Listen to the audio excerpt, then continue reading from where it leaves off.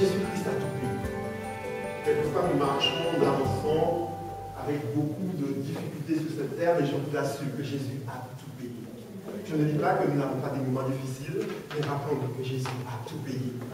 Il a tout payé. Ne laissez personne vous empêcher de saisir pleinement le salut et d'avoir Jésus pleinement dans votre cœur. Ne croyez pas que vous avez quoi que ce soit à payer en plus. Il a tout payé. Jésus a tout payé. Peu ou beaucoup, à vous de décider. Telle est la réflexion que je voudrais avoir avec vous ce matin. Peu ou beaucoup, à vous de décider. Dans le livre de Jean, au chapitre 12, donc nous allons utiliser en particulier deux textes, en commençant par Jean, au chapitre 12, et ensuite nous irons dans Luc 7. Nous commençons par le livre de Jean, au chapitre 12. 6 jours avant la Pâque, Jésus arriva à Béthanie. Donc la Pâque devait avoir lieu. Et nous savons que cette Pâque-là était la Pâque la plus importante que l'humanité ait jamais connue, puisque à cette Pâque, Jésus-Christ, notre Pâque, devait être immolé. Cette Pâque devait avoir lieu quand est-ce? Aidez-moi là-dessus. Oui, et quel jour? C'était le vendredi.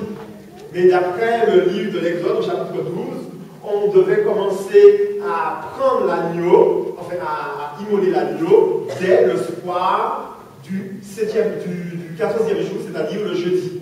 Et donc, dès le soir du jeudi, nous savons que Jésus a vécu quelque chose de très fort dans le jardin de Gethsémane. Son agonie a commencé à ce moment-là. Jésus est donc arrivé 6 jours avant, c'est-à-dire 6 jours avant la Pâque, c'est-à-dire avant le jeudi soir. Ça nous ramène au vendredi. Donc le vendredi, Jésus est arrivé à Béthanie. C'était sa dernière visite à Béthanie. Et le livre de Marc nous précise, parce que ici on nous dit qu'on nous suit une vidéo au verset 3, au verset 2 du chapitre 12, là on lui fit un souper, et le livre de Marc nous dit que c'était 2 jours avant la Pâque et la fête des pains sans levain. La fête des pains sans levain devait commencer le 10e jour du mois, c'est-à-dire le dimanche, et 2 jours avant, Jésus arrive à Béthanie, et pendant le moment où il était à Béthanie, il eut ce souper. Dans le livre de Jean, chapitre 12, au verset 12, on nous dit le lendemain, une foule nombreuse de gens venus à la fête, donc, oui, et on nous dit donc, un petit peu plus loin, Jésus se rendait à Jérusalem. Donc c'était le lendemain, le dimanche, que Jésus s'est rendu à Jérusalem. Donc, entre le vendredi et le dimanche, on lui fit un repas. Et donc, c'était le samedi soir. Ce samedi soir, on a fait une fête, on nous dit. La Bible nous dit que c'est quelqu'un de riche qui a fait cette fête. Le livre de Luc nous dit que c'est le pharisien. Et Marc nous dit qu'il s'agissait de Simon.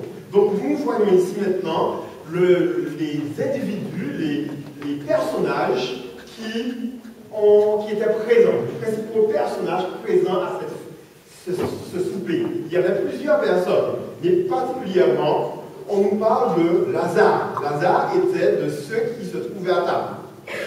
Nous connaissons Lazare. Lazare, c'est celui que Jésus a ressuscité des morts. Il a ressuscité et c'était un miracle extraordinaire. C'était pas une résurrection comme les autres résurrections que Jésus avait réalisées, mais particulièrement pour Lazare, Jésus a fait un miracle spécial de recréation. En effet, Lazare était mort depuis 4 jours. Son corps était décomposé déjà. En tout cas, il était complètement détruit, les cellules se détruisaient, et il fallait refaire une création. Donc, Lazare a eu une résurrection spéciale. Lazare était donc une curiosité pour les gens. On venait voir celui que Jésus avait ressuscité et qui était mort depuis 4 jours. Extraordinaire. Lazare avait comme membre de sa famille 2 sœurs, du nom de Marthe, et là, le livre ici nous dit que c'est elle qui servait. Marthe avait un don particulier. Elle avait un don d'organisation et aussi un don de cuisine. Et je loue le Seigneur pour toutes nos sœurs et tous nos frères, bien entendu, qui savent cuisiner. Parce qu'il faut bien manger dans la vie. Non? Vous n'êtes pas d'accord? Si l'on ne mange pas bien, on a des déficiences. Et lorsqu'on mange bien, ça permet de grandir, de nous grandir bien, et les adultes ont des forces. Si vous n'avez pas suffisamment de force, alors vous voyez le domaine de la nourriture, peut-être que c'est qu'il y a une réponse pour vous. Ceci dit, il faut aussi dormir suffisamment. Il faut boire suffisamment. Donc on retrouve les règles de la santé. Je parlais de nourriture, mais bien cuisiner ne veut pas dire manger bien forcément. Il faut manger équilibré et il faut manger au bon moment. Je vous recommande tous les conseils que le Seigneur nous a donnés dans ce domaine. En tout cas, Marie savait cuisiner. Gloire à Dieu pour tous les cordons bleus. Ah, Marc, pardon. Marc. Merci d'être avec moi. Ensuite, il y avait un autre personnage, celui-même qui avait invité Jésus. Et nous avons dit qu'il s'agissait de Simon, le lépreux. Pour lui aussi, Jésus avait opéré un miracle extraordinaire. Jésus l'avait guéri. Simon, bien que riche, bien que pharisien, un homme lettré, il ne pouvait plus rester en compagnie des autres membres de la famille d'Israël. Il était obligé de se reculer, de se retirer, et lorsque quelqu'un approchait, de crier « Impur, impur !» jusqu'au jour où celui qui l'a croisé s'appelait Jésus. C'est extraordinaire. Si vous croisez Jésus, il fera de grandes choses dans votre vie. Il ne s'agit pas simplement de le croiser, il s'agit de rentrer en contact avec lui. Jésus change des vies, Jésus transforme les gens, et Jésus guérit les malades. En effet, Lazare a expérimenté la résurrection, et Simon a expérimenté la guérison. Et il voulait honorer Jésus pour cette guérison. Et pour cette raison, il a fait cette fête. Grâce à Jésus, il n'avait plus réintégré sa famille. Grâce à Jésus, il n'avait plus besoin de crier impur, impur. Grâce à Jésus, une nouvelle vie commençait pour lui. Il y avait une autre personne du nom de Marie. On la connaît du nom de Marie-Madeleine. Elle était la sœur de Marthe et de Lazare. Mais contrairement à ces deux autres, elle n'avait pas été invitée à la fête. Mais elle s'est quand même montrée. Vous savez qu'il y a des gens qui ne sont pas invités, mais arrivent. Quelquefois, c'est pas souhaitable. Mais là, je loue le Seigneur de ce que Marie soit venue. Parce que Jésus a dit par la suite que partout où la bonne nouvelle sera prêchée, on parlera de Marie. Donc, gloire à Dieu. Donc, si ce matin, nous sommes dans une situation comme celle de Marie, sachez qu'il y a de l'espoir. En effet, Marie avait un sérieux problème. Et son problème, c'est qu'elle était une femme possédée de sept esprits. Et Jésus, le Maître, le Seigneur des Seigneurs, le Fils du Dieu vivant, l'a délivré. C'était merveilleux. Mais dans l'angoisse de son cœur, Marie s'est retrouvée dans une situation de lutte entre la foi et le doute. Et les démons sont revenus. Et la Bible nous dit que Jésus a chassé 7 démons. Et dans le livre Jésus-Christ, à la page 1662, Ellen White nous dit qu'à 7 reprises, Jésus a dû chasser les démons. En sorte que cela ne dépend pas seulement de celui qui chasse les démons, mais cela dépend aussi de celui qui est bénéficiaire de cela et qui bénéficie de l'action efficace de l'action de Dieu, de l'Esprit de Dieu. Donc, cette personne a besoin de croire, d'avoir la foi, de faire confiance à Dieu. Est-ce que nous faisons confiance à Dieu? Mais heureusement, cette foi de Marie qui avait été brisée à cause d'expériences malheureuses, s'est trouvée reconstruite parce que Jésus l'a rencontrée. Lorsque Jésus rencontre quelqu'un, c'est extraordinaire. Jésus l'a touché. Jésus a touché ma vie. Est-ce que Jésus nous touche ce matin? Est-ce qu'il nous a touché un jour? C'est ce qui fait la différence. Si nous avons rencontré Jésus et s'il nous a touchés, alors il y a quelque chose de merveilleux qui se passe.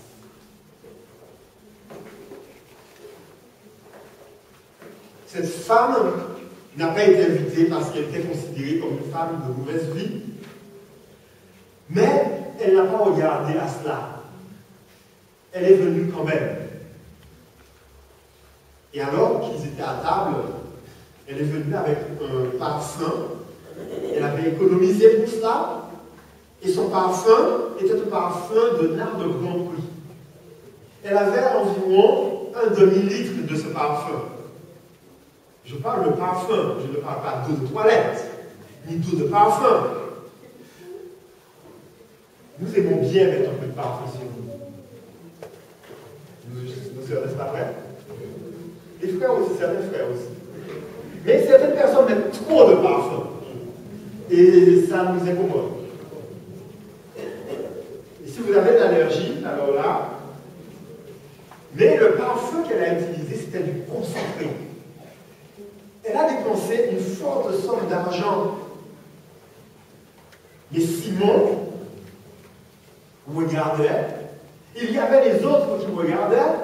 Et parmi les autres, il y avait le trésorier du petit bout de Jésus. Jésus avait un petit bout. 12 disciples. Et parmi eux, il y avait un qui s'appelait Judas. Il avait un poste important, il était trésorier. Et il a tout de suite imaginé, calculé, il avait l'esprit très vif, il comprenait vite. Il a calculé qu'il aurait pu vendre ce parfum 300 deniers. Une petite fortune. 300 deniers correspond aujourd'hui à environ 12 000 et 15 000 euros. C'était un sacrifice pour la femme. Lorsque vous achetez un petit parfum à 60 euros, et là, pour son sauveur, elle voulait faire vraiment mettre son cœur. Surtout que Jésus avait dit qu'il allait mourir. Et elle s'était dit, je vais acheter le parfum pour sa sépulture. Merci. Mais, par la suite, elle a entendu d'autres personnes affirmer que Jésus serait couronné roi. Donc elle s'est dit, ce que j'ai acheté pour sa sépulture, je veux que ça serve. Et je veux honorer mon sauveur le plus rapidement possible. Et alors qu'elle était là,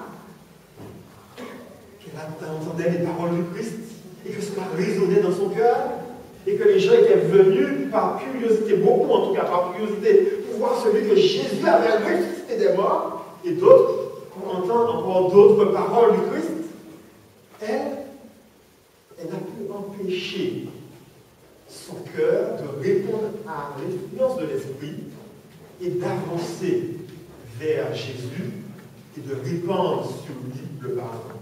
Elle a brisé le flacon, elle a commencé à répandre du parfum sur sa tête. Elle avait complètement occulté qu'il y avait du monde autour d'elle. Et que ça en montre qu'on l'observait et que le parfum montait. Ça remplissait toute la maison. Elle s'est lentement agenouillée au pied de Jésus et le parfum a été aussi répandu sur son cœur. Elle pleurait de joie, de reconnaissance pour ce que Jésus avait fait pour elle. Et avec sa longue chevelure, elle s'est mise à essuyer le pied de Jésus. Quelle scène magnifique, merveilleuse. Mais l'on pensait qu'on aurait pu garder ce parfum, le vendre et en récolter quelque argent. Vous voyez, il y a des gens qui aiment que vous soyez là, non pas tellement pour votre présence, non pas tellement pour ce que vous êtes, mais pour votre argent. Il y a des gens qui voient ce que vous pouvez apporter plus que ce qu'ils peuvent vous apporter. Mais Jésus n'est pas comme ça. Jésus voit le cœur de chacun. Et Jésus veut transformer les cœurs. Jésus veut nous guérir. Et Jésus veut le meilleur pour nous. Le meilleur. Le meilleur. Cette femme, dans sa démarche, elle voulait donner quelque chose qui lui coûte, qui lui avait coûté. Elle était en réalité en adoration. Vous voyez, l'adoration, c'est quelque chose que tout le monde peut faire. N'importe où. Cette femme, là, au pied de Jésus, dans la maison de Simon, était en train d'adorer Jésus. Vous pouvez adorer Jésus dans votre salle de bain. Vous pouvez l'adorer alors que vous attendez le bus. Vous pouvez l'adorer quel que soit l'endroit où vous êtes. C'est sûr, c'est vrai, que nous venons dans ce lieu pour adorer le Seigneur. Mais l'adoration que nous devons mettre ne doit pas être une adoration seulement réservée à un jour. C'est une adoration qui doit être continuelle et nous devons être des serviteurs du Seigneur et des adorateurs en esprit et en vérité. Mais pour être adorateur en esprit et en vérité, il nous faut apporter, lors de notre adoration, quelque chose au Seigneur. Certains vont apporter leur cœur. Et nous devons, je crois, toujours être capables d'offrir nos cœurs au Seigneur. D'autres vont ajouter à cela des péchés qu'ils n'ont pas su encore vaincre. Et disent, Seigneur, voilà, je dépose sur l'autel ce péché que je chéris, délivre-moi, Seigneur. D'autres encore vont faire des sacrifices en fonction de chaque situation. Elle a fait un sacrifice et elle a donné de toutes ses économies et l'achat qu'elle avait pu faire du parfum, de ce parfum de grand coucher. Elle était en adoration. Cette femme adorait son Seigneur. Alors que les autres pensaient du mal d'elle, elle était dans la véritable adoration. Vous pouvez être en train de servir Dieu et d'autres peuvent vous juger mal. Ce n'est pas grave. Continuez à servir le Seigneur. Ne vous laissez pas arrêter par ce que pensent les gens. Ne vous laissez pas arrêter par ce que pense le diable. Parce que lui, il a qu'un but, c'est de nous faire descendre avec lui en enfer. Mais Dieu, lui, veut une chose pour nous, c'est de nous faire monter avec lui au paradis. Et donc, Judas qui accusait Marie, lui, était un voleur. Ce n'est pas parce qu'on a une position dans l'Église qu'on est fidèle à Dieu. On peut être fidèle à Dieu et il faut être fidèle à Dieu. Mais la position ne fait pas le chrétien. Mais tout chrétien devait être prêt à servir le Seigneur de tout cœur et de tout cœur.